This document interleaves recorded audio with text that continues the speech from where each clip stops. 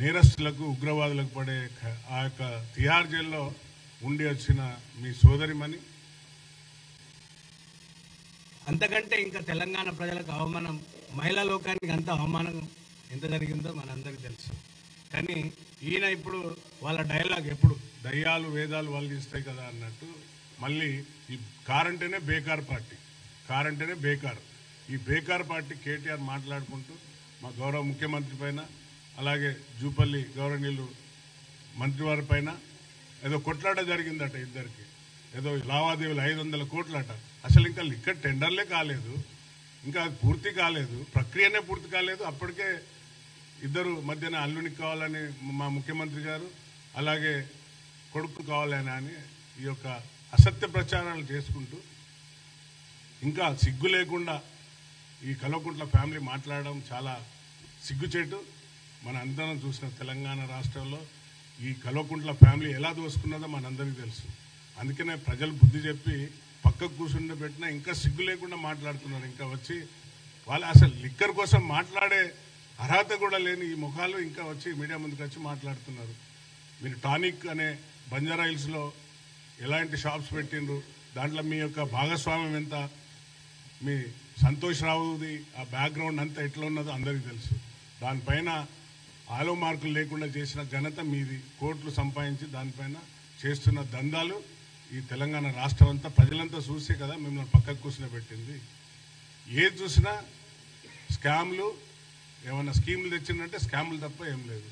అడ్వాన్స్గా ఎలక్షన్ రాకముందే నువ్వు లిక్కర్ దందా చేసి కోట్ల డబ్బులు వేసుకొని పోయిండ్రు. తెలంగాణ రాష్ట్రాన్ని అప్పుకుప్ప చేసిపోయిన మీరు ఈరోజు మళ్ళీ మీడియా ముందుకు వచ్చి చాలా తెలంగాణ ప్రజలను అవమానం కలిగే విధంగా మాట్లాడుతున్నారు.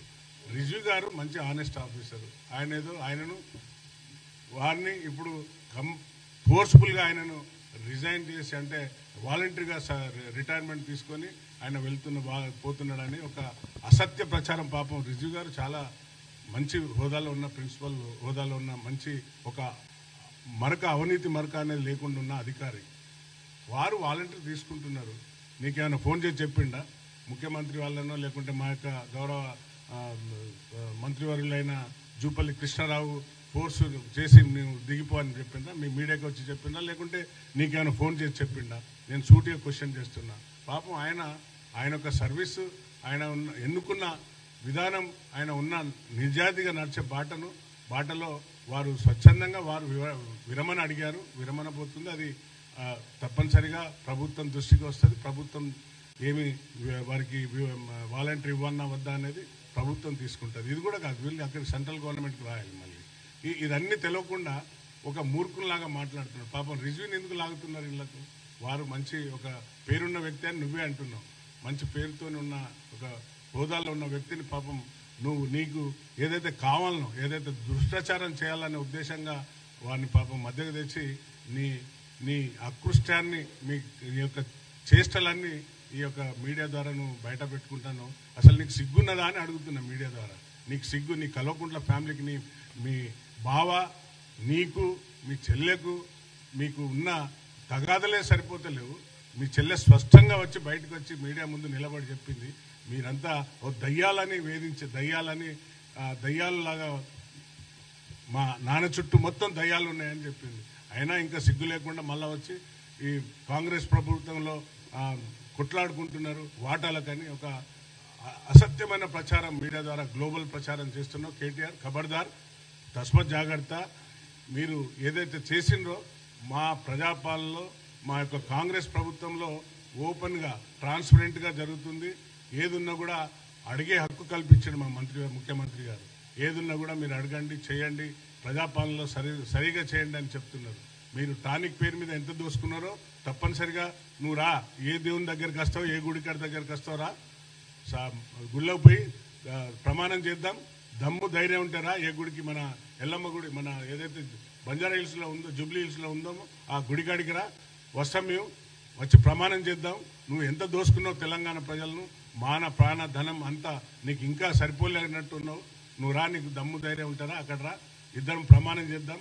మీరు ఎట్లా దోసుకున్నారో సిద్ధమా అంటే సిద్ధం.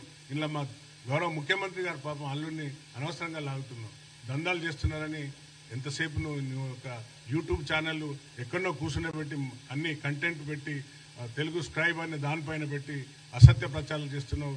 ఖబర్దార్. మేము ఏది చేసినా ప్రజలను దృష్టి పెట్టుకొని ఈ యొక్క ప్రభుత్వం పోతుంది, ప్రజాపాలన సాగుతుంది. కాబట్టి ఇటువంటి అసత్య ప్రచారాలు చేయకు కేటీఆర్. ఇంకా నీకు సిగ్గు మానవ లేకుండా ఉన్నట్టున్నది నాకు తెలిసి.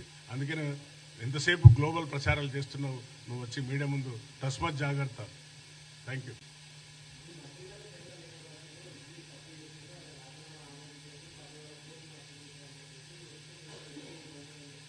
అది తప్పనిసరిగా అలాంటిది ఏమైనా ఉంటే ఎంక్వైరీ ఉంటుంది బాస్. అదే చెప్తున్నా కదా, ఏదైనా పారదర్శకంగా చేస్తుంది ప్రభుత్వం. ప్రజాపాలన ప్రజలను దృష్టిలో పెట్టుకొని ఈ యొక్క లిక్కర్ ఆదాయం ఏదొచ్చినా కూడా ప్రజలకు చెందాలి అనే ఉద్దేశంగానే ఏది జరిగినా కూడా ఒక ట్రాన్స్పరెన్సీగా జరుగుతుంది. ఈ హాలో స్కాములు మార్చడం, ఈ స్కీములు చేసిందంతా వాళ్ళే. కేటీఆర్ ప్రభుత్వం, కల్వకుంట్ల ఫ్యామిలీ, అది పక్కా 100%.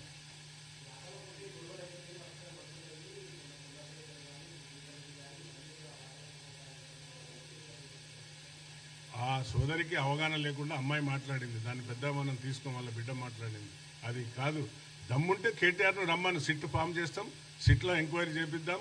మీరేం చేసిండ్రు దందాలు ఈ లిక్కర్ పైన. అసలు మీకు ఒక బ్రాండ్ పడ్డది కదా, కల్వకుంట్ల ఫ్యామిలీ అంటేనే లిక్కర్ బ్రాండ్ అంబాసిడర్ అని ఉన్నది.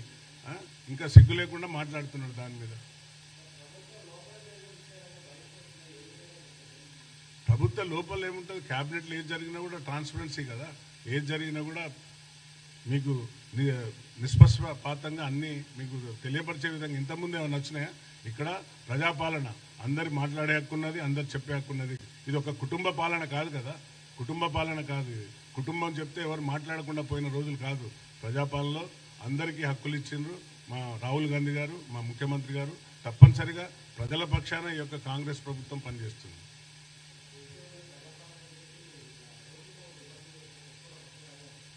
ఎవరు చెప్పారు బాస్ కొట్టుకున్నారని? తప్పది.